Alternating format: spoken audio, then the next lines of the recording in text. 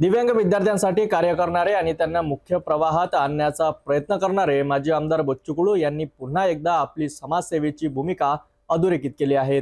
अमरावती जिल्ह्यातील टोलगापूर फाटा कुरळपूर्णा येथे मूकबधीर विद्यालयात त्यांनी दिव्यांग विद्यार्थ्यांसोबत धुलीवंदनाचा कार्यक्रम साजरा केला। त्यांच्या या अनोख्या स्नेहबंधनामुळे विद्यार्थी आनंदाने न्यायले।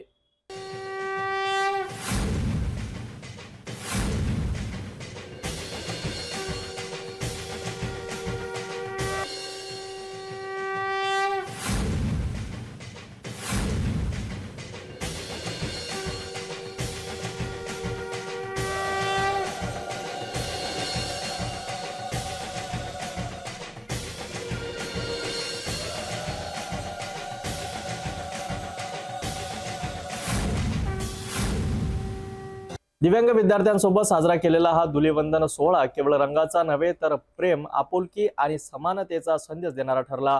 माजी आमदार बच्चू कडू यांनी दिव्यांग बांधवांसाठी नेहमीच लढा दिला असून अशा उपक्रमामधून त्यांची समाजसेवा सातत्याने दिसून येते।